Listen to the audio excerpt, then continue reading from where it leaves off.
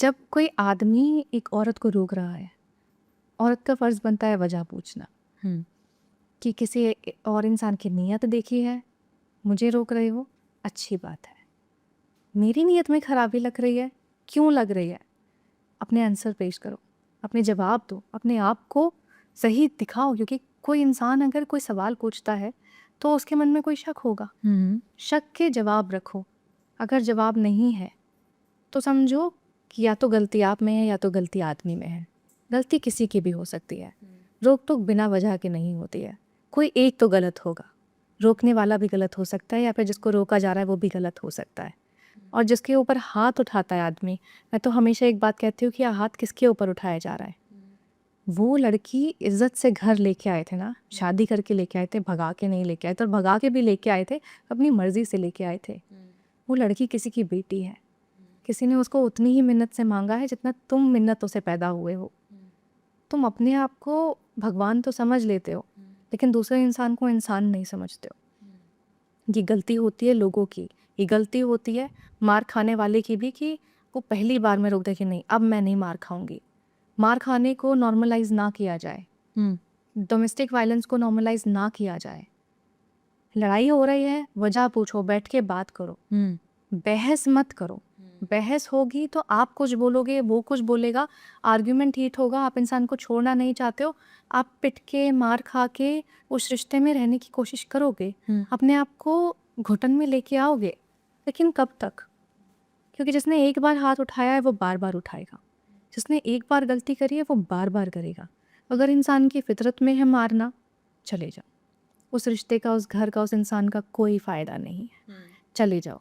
समाज क्या सोचेगा, घर वाले क्या सोचेंगे, मेरी इज्जत, तुम्हारी इज्जत तुम्हारे हाथ में है। तुम्हारी इज्जत समाज के हाथों में नहीं है, तुम्हारे घर वालों के हाथों में नहीं है। फिर से वही बात है, जिस दिन तुम मरोगे तुम अकेले मरोगे, तुम्हारे साथ आके कोई नहीं मरेगा। ना तुम्हारे माँ बाप आके मरेंगे, ना ये समाज के 4 लोग आके मरेंगे। तुम अकेली जाओगी। अगर तुम्हें मारा जा रहा है तो तुम अकेले मार खा रही हो। तुम्हारे अगर शरीर पे जख्म है तो तुम अकेली उस जख्म के दर्द को ले रही हो। अपने लिए आवाज़ उठाना सीखो, या तो एक बार बोल दो, अगर नहीं बोला है तो फिर उठ के चली जाओ। उसके अलावा कोई और ऑप्शन नहीं है, क्योंकि मर्द जात भी गंदी होती है। हम हर औरत को गंदा नहीं बोल सकते, हम हर आदमी को गंदा नहीं बोल सकते। तालाब में कुछ गंदे जीव होते हैं, समाज में, इस दुनिया में कुछ गंदे जीव होते हैं जो इस पूरे समाज को गंदा करते हैं, इस पूरी दुनिया को गंदा करते हैं, उस पूरे तालाब को गंदा करते हैं। गंदे करने वालों को या तो बाहर निकाल के फेंको, या तो खुद कीचड़ से निकल जाओ। उसके अलावा कोई और ऑप्शन नहीं है। हाँ तो बताओ ना कि तुम गलत नहीं हो, या तो शक को बताओ कि शक गलत है। और अगर तुम बता नहीं रही हो तो फिर कुछ तो वजह होगी जो तुम उस दायरे में आई, कुछ तो छुपाया गया होगा। बिल्कुल। और अगर रिश्ते में कोई ऐसी बात है जो छुपाई जाए तो मतलब वो गलत होती है। ऐसे कहा जाता है ना कि किसी का असली चेहरा देखने के बाद भी अगर आपको उससे नफरत नहीं हो रही है तो आपने उसको नहीं, खुद को खोया है। सच बात है ये। शक को जायज़ मत होने देना। अगर अपने किरदार के ऊपर भरोसा है, अपने रिश्ते के ऊपर भरोसा है, तो शक को गलत प्रूव करना। क्योंकि जिस दिन शक साबित हो गया ना, उस दिन लोगों का मोहब्बत पे से विश्वास उठ जाएगा। बेसिकली अगर आपको शादी से पहले किसी को भी जानना है ना, तो उसको उस जगह पे लाके खड़ा कर देना जहाँ आपको पता है कि इंसान बिखर सकता है। आप देखो इंसान की ज़बान कैसी है, आप देखो कि इंसान दूसरों के साथ कैसे बात करता है, दूसरों को कितनी इज्जत देता है, औरतों को कितनी इज्जत देता है, किसी के बारे में कितने कमेंट पास करता है। इंसान को इंसान समझता है, नहीं समझता है। वो फाइनेंस संभालने में अच्छा है या फिर वो घर की जिम्मेदारियां संभालने में अच्छा है। क्योंकि शादी से पहले तो सबको ऐसा लगता है कि अरे हम यहाँ घूमने जाएंगे, मैं तुम्हारे लिए खाना बनाऊंगी, मैं तुम्हारी मम्मी को मम्मी बोलूँगी, मैं तुम्हें परियों की तरह रखूँगा, तुम देखना हम इतने मज़े करेंगे। शादी से पहले ये बातें ज़रूरी नहीं होती हैं, होती हैं लेकिन ज़रूरी नहीं होती हैं। शादी से पहले ये जानो, किसी भी रिश्ते में आने से पहले ये जानो कि अगर उस इंसान के साथ एक छत के नीचे, एक कमरे के नीचे तुम्हें पूरी ज़िंदगी बितानी है, तो क्या वो उस लायक है? क्या तुम उसकी खामियों को झेल पाओगे? क्या तुम चुप रहना सुकून मानोगे, ज़बरदस्ती नहीं? क्या तुम्हें लगता है कि अगर वो गीले तौलिया बेड पे फेंक रहा तो तुम बर्दाश्त कर पाओगे? अगर वो अपने गंदे चाय के कप या फिर गंदे बर्तन बेड से 2-2 दिन तक नहीं उठा रहा तो तुम बर्दाश्त कर पाओगे? पूछो ना ये सवाल जो तुम्हें इरिटेट करते हैं। पूछो वो बातें जो तुम्हें अच्छी लगती हैं, जो तुम्हें बुरी लगती हैं। पूछो उससे उस बारे में कि अगर कल को मैं मोटी हो जाऊँ, मैं मेकअप ना करूँ तो क्या तुम मुझे पसंद करोगे? पूछो उससे कि अगर मैं कमाऊँ ना, या फिर वो तुमसे बोले कि अगर मैं कमाऊँ ना तो क्या तुम सँभाल पाओगे? अगर कल को कोई तीसरा इंसान हमारे बीच में आके बोलता है तो क्या तीसरे इंसान को चुप करा पाओगे? हमारे बीच में मम्मी-पापा की कितनी इंटरफेरेंस होगी? तुम्हारी बहनों को कितनी इजाज़त होगी? पूछो, पहले पूछो। क्योंकि बाद में जब देखोगे और बर्दाश्त नहीं कर पाओगे तो कोई ऑप्शन नहीं होगा।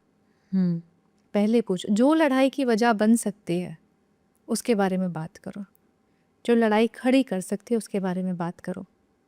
अगर बात नहीं करोगे तो बाद में सिवाय पछतावे के कुछ नहीं रह जाता। पर अगर कोई रिश्ता ना बहुत अच्छा चल रहा है, उन्होंने बहुत अच्छे से एक दूसरे को समझ लिया है, सब पता है एक दूसरे के बारे में, बट क्या होता है ना, बाहरी कोई आ जाता है, बाहर से कोई आ जाता है, भड़का देता है और उस रिश्ते को वहीं ख़त्म कर देता है। इसी में ही कहा जाता है ना कि बहकाने वाले यार हो जाते हैं और समझाने वाले गुनहगार हो जाते हैं। आपको देखना पड़ेगा ना कि आपका जो इंसान है वो कान का कच्चा नहीं है या है। क्योंकि जिस घर में लोगों के कान खुले होते हैं उस घर में कैकई होती है, और जिस घर में कैकई होती है उस घर में रामायण ज़रूर होती है। अगर आपको अपनी ज़िंदगी की रामायण बचानी है, अगर अपना रिश्ता बचाना है, तो आपको ये देखना पड़ेगा कि कैकई आपके घर में ना घुस पाए, तीसरा इंसान आपके रिश्ते के बीच में ना बोल पाए। अगर आपको कोई आपके पति के बारे में या आपके दोस्त के बारे में, अपनी बहन के बारे, किसी के बारे में भी आके कुछ बता रहा है तो उसकी बातें सुन ज़रूर लो। अगर जवाब नहीं दे सकते हो, लेकिन उसकी बातें सुनने के बाद में अपने इंसान से सवाल मत करो। उसको सिर्फ बताओ कि उसने ऐसा बोला है, क्या है, रियलिटी क्या है, या फिर वो सिर्फ मुझे भड़काने की कोशिश कर रहा है। दूसरे इंसान की वजह से, तीसरे इंसान की वजह से अगर आपके घर में लड़ाइयाँ हो रही हैं तो आप गलत थे, क्योंकि तीसरा इंसान तो चाहता ही यही था। वो तो कामयाब हो गया। लोग आपकी खुशी नहीं देख पाते हैं, लोग आपका रिश्ता बनता हुआ नहीं देख पाते हैं। लोगों की इंटेंशन वो नहीं होती है जो आप समझते हो। लोग उतने अच्छे नहीं होते हैं। अगर कोई तीसरा इंसान आपके पार्टनर को आके भड़का रहा है तो पहले आप अपने पार्टनर से लड़ाई मत करो, उस तीसरे इंसान को बोलो कि तुम हमारे बीच में नहीं बोल सकते हो, और अपने पार्टनर को आके बोलो कि भाई अगर हमारे बीच में इतनी ही कमज़ोर भरोसा है तो इस रिश्ते का कोई फ़ायदा नहीं है। ये बातें पहले होनी चाहिए कि हमारे बीच में कौन कितना बोल सकता है। इसलिए मैंने बोला कि इंटरफेरेंस जानो लोगों का, इंटरफेरेंस देखो लोगों का, इंटरफेरेंस रोको।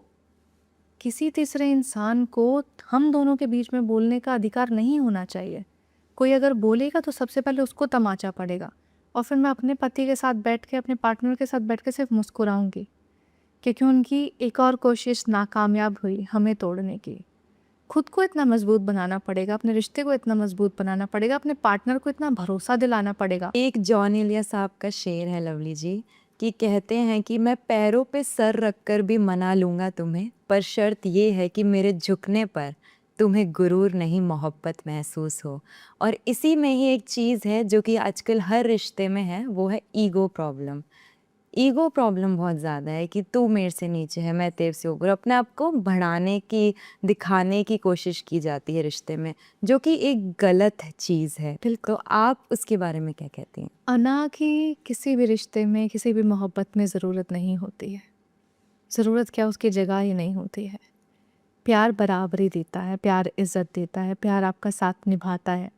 जब आप उसके सामने नहीं हो तब भी निभाएगा, जब आप उसके साथ खड़े हो तब भी निभाएगा।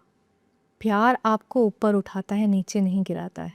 और अगर कोई प्यार आपको गुरूर दे, अच्छा है, लेकिन आपको मगरूर करे, वो गलत है।